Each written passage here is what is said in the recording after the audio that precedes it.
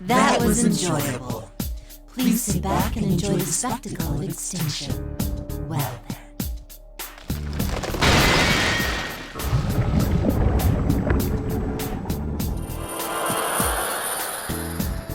With an irritating jeer, the fake Naruto begins to crumble. The red pillar disappears as well as a set of stairs leading downwards appear inside the classroom. Mitsuru-senpai! Akihiko-senpai! Are you alright? Yeah, no problems on our end.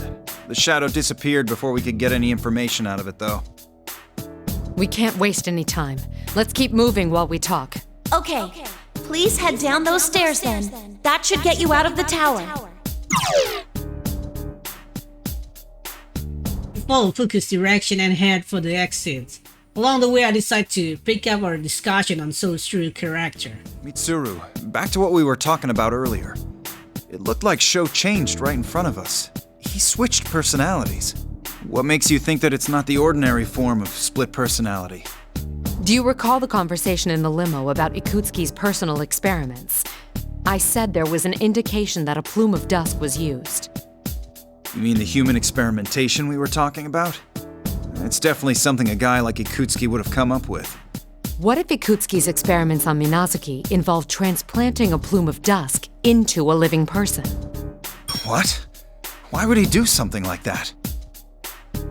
Yeah, right. Considering that it could have been part of Ergo Research's attempts to create artificial persona users, it makes sense. It's most likely that Ikutsuki implanted a plume of dust into Minazuki in order to intentionally try to force a persona to appear. But Sho Minazuki didn't awaken to the persona ability. That much can be gathered from the fact that Ikutsuki labeled the experiment a failure. That bastard performs travel experiment on your children all for his own gain. And he called this a failure? Ikutsuki put something strange inside the living person and simply wrote off that he did as a failure. It's only proof how insane it'd been. Contrary to Ikutsuki's expectations, though, the experiment had a different result. What? Don't tell me. If a plume of dust was implanted into the body of a person who already had a personality, what would happen? A plume of dust stimulates the creation of an ego. So it's not out of the question that it would create a new personality in the same body. In other words, it wasn't split personalities in Sho's mind, but two completely different entities in the same body. The original Sho and the personality that was created when the plume of dust was put inside him, that now calls itself just Minazuki. According to the records, after the operation, Minazuki entered a vegetative state after some time. Thus, Ikutsuki let go of Minazuki. He was then transported to a hospital in the suburbs of Inaba, and there are no records of Minazuki from there on.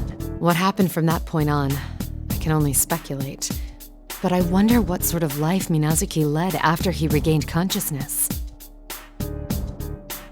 Mitsuru's expression softened. Even if Minazuki was created by Ikutsuki, this is just one last way that Ikutsuki goes to haunt us. Ikutsuki's research only followed similar experiment created by the Kirijo group. If Sho's past is as Mitsuru described, then he's yet another victim of the Kirijo group, not just an enemy to be defeated. Not long after we pass through the main entranceway, we see a path leading to the school main gates, which are painted in strange pattern. Beyond that, nothing but red fog. There's no telling what state the town is in right now. Labra said that she wanted to speak with Minazuki. And now, so do I. We'd better rescue Yukiko's group and get back here then. Indeed. Let us accomplish our duties with haste. There's no point in denying that Kirijo is partly responsible for this series of cases. That truth won't change, and it is obviously that this is weighing heavily on Mitsuru's shoulder, since he is the head of the Kirijo group now.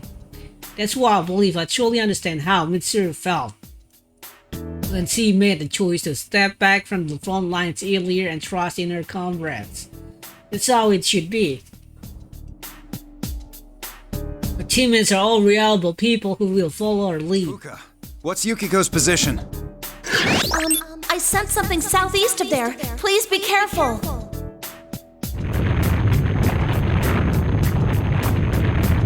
loudspeaker communication cuts out. School building behind us make a groaning sound.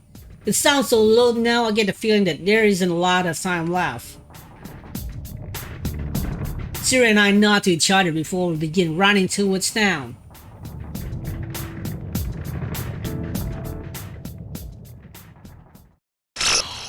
To be continued.